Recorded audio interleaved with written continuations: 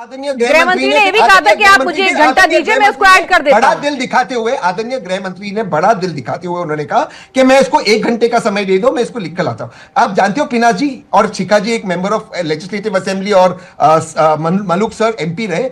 आप बिल में ऐसे चेंजेस नहीं कर सकते। ऑब्जेक्टिव्स बिल का अलग था। ऑब्जेक्टिव्स अगर आपको चेंज करना, आपको बिल विड्रॉ करना पड़ता है। कौन सा आप क्या कर रहे हो?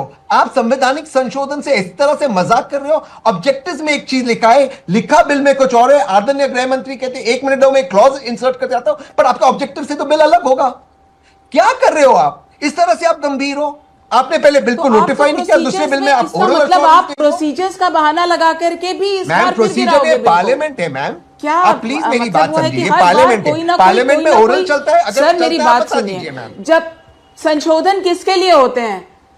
मैम मतलब संशोधन में यानी पार्लियामेंट संशोधन आने के बाद अब आप प्रोसीजर्स बैकडेट वाले जो हैं वो सामने लाकर के बात करेंगे। शिखा जी मैं आपको एक उदाहरण दे देता हूँ। इस बार कोई प्रोसीजर में कमी गलती है?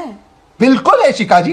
आपने ऐसे मैं ये कह रही हूँ इस बार कोई कमी गलती थी उस संशोधन में? शिखा जी दो इस बार उसको पास करने में क्या दिक्कत थी? नहीं, क्योंकि वो नहीं अगर हो वो सकता, 2011 के लिए भी होता तो एक अधिकार महिलाओं को जो मिलना चाहिए, पॉलिटिकल जस्टिस इस देश में पिछली सरकारों ने कभी नहीं वो आपकी सिंसियरिटी में सवाल उठा रहे हैं। बिल पास हो जाता है, आप उसको नोटिफाई कराना भूल जाते हैं।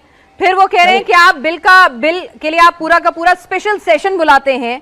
आपकी मंशा क्लियर है और आप भी बहुत अच्छे से मंजे हुए खिलाड़ी हैं। आपको पता है कि सब कुछ लिखित होना चाहिए पार्लियामेंट की प्रोसीडिंग्स में, और आप वो पन्ना लिखना ही भूल जाते हैं। तो आपकी सिंसियरिटी पे सवाल उठा रहे हैं। अब पन्ना ही नहीं लिखे, फिर आपके तो मैं 1 घंटे में लिख कर ठीक है, शिखा जी, फिर वही कह रही हूं जी, ये परसेप्शन सारी बनाना, चीजें नैरेटिव खड़े करना हमने जो था, इस महिलाओं का बार अधिकार संसद दिलाना में नहीं। बहस सुनी इसके ऊपर, देखिए ये नैरेटिव महिलाएं इस पिछले 3 दिन की डिबेट में टीवी में सब कुछ समझ, टीवी मतलब संसद की जो डिबेट हुई है उसमें सब समझ रही हैं। कोई भ्रमित नहीं है, महिलाएं बिल्कुल स्पष्ट है, उनको दिख रहा है उनको कौन उनके पक्ष की बात कर रहा है कौन नहीं कर रहा है। तो कहीं कोई भ्रम किसी महिला को किसी में नहीं डाल सकता, ना प्रोसीजर्स में, ना बहानों से, ना अगर मगर से, ना किंतु परंतु से। और बिल्कुल साफ स्पष्ट दिखेगा, केवल एक बंगाल नहीं, आने वाले हर चुनाव में देखेगा कि अगर आप महिला के हित की बात नहीं करेंगे तो महिला भी आपके लिए नहीं सोचेगी। अगर वो आपको चुनने की सोच सकती है तो फिर वो ये भी निर्णय लेगी कि उसको नहीं चुनना जो उसके लिए बात नहीं करता है। नियत साफ स्पष्ट हमारी क्या है। भाजपा एक मुद्दा उठाया था कि अगर 400 पार बीजेपी गई तो संविधान बदल देगी, है ना। एक नैरेटिव किया, आरक्षण खत्म कर देगी। कई बार राजनीति में नैरेटिव और परसेप्शन का बहुत बड़ा रोल होता है। ठीक है, निटी ग्रिटीज में ठीक है, सरकार के पास नंबर नहीं थे, फिर भी वो विशेष सेशन लेकर आए। क्या सिर्फ उन्हें पता था गिर जाएगा तो नैरेटिव बनाने के लिए लेकर आए? पर वो कह रहे हैं जी हम तो नहीं, हमारी तो नीयत साफ थी। तो आप लोगों के अपने अपने नैरेटिव हैं, लेकिन नैरेटिव अगर महिलाओं के बीच में जिस तरह से देश के प्रधानमंत्री आके संबोधित करते हैं, आधी आबादी से सीधा संवाद करते हैं, उनसे माफी मांगते हैं, एक एक दल का नाम लेकर बताते हैं, तो अगर ये नैरेटिव देश की आधी आबादी तक गया तो वो हर पार्टी को डैमेज करेगा। मैं सिर्फ अभी फिलहाल नैरेटिव बिल्डिंग और राजनीति की बात कर रही हूं। यहां से कौन सही कौन गलत, किसकी निटिग्रिटीज वो हमने डिस्कस कर रही है ऑलरेडी। नहीं, किसको मुझे बोलना है? सोफिया खान जी।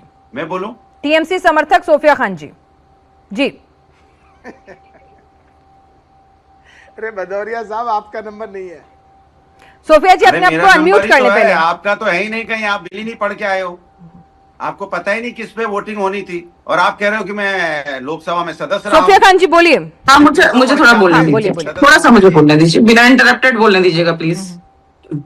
देखिए सत्ते पर 11 साल से ये हैं, ठीक है। अभी ये महिलाओं को जो ये भ्रमित कर रहे हैं कि ऑपोजिशन जो विपक्ष है वो महिलाओं के विरोध में खड़ी है, तो ये महिलाएं अभी इस देश की महिलाएं वो अबला नारी नहीं और ना ही अनपढ़ है। सारी महिलाएं अभी सारी वर्डिक्ट को बातों को समझती हैं। तो ये महिलाओं के पीछे छुपना बंद कीजिए मोदी जी। महिलाओं के आड़ में ये जो आपने करने की कोशिश की, इसके बारे में अभी 4 दिन से चर्चा हो रहा है। अब तक लोग जान गए हैं कि ये महिला आरक्षण बिल नहीं है, बल्कि ये डिलिमिटेशन बिल को लाने की कोशिश की जा रही है, ताकि अपने हिसाब से ये सदन में डिलिमिटेशन तो होना ही है ना। 30 वाले 25 साल खत्म हो रहे हैं, डिलिमिटेशन तो होना ही है, उसे तो कोई भी नहीं रोक सकता।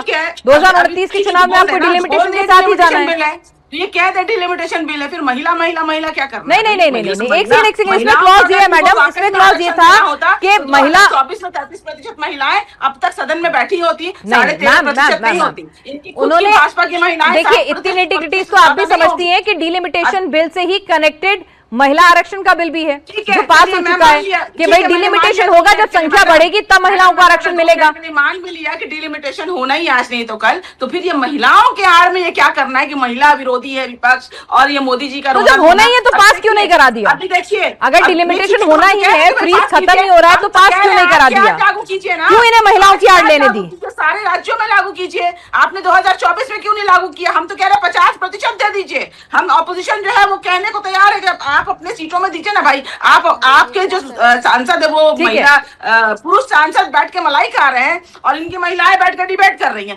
कितनी है भाई? 13.5% ही है ना, उसमें से भी भाजपा की महिलाएं कितनी होगी आप सोच लीजिए। भाजपा की महिलाएं कितनी सशक्त है वो उनको भी पता होगा। चलिए मुझे ठीक नहीं है, लगता अब इसको बताने की सवाल जरूरत है। यहाँ से देखिए, महिलाओं को उनका हक नहीं मिला है, पता है, महिलाओं को एक बार इसीलिए फिर इंतजार करना आज पड़ा है। देश में इंतजार के एक पीछे एक सरकार की महिला मंशा और सुनिए, विपक्ष के अपने आरोपों के बीच में महिलाएं खुद समझदार हैं, तय कर लेंगी कि किसकी नीयत कितनी पाक साफ थी। लेकिन एंड रिजल्ट तो यही है कि आधी आबादी को उसका 33% हक इस बार भी नहीं मिला है। हालांकि पीएम ने जरूर कहा है कि भाई अभी नाउम्मीद नहीं होना है, ये लड़ाई उन्हें आगे भी वो लड़ते रहेंगे और सही वक्त आने का इंतजार करना है, तो उम्मीद बांधे रखनी है। प्रधानमंत्री ने तो ये कहा है।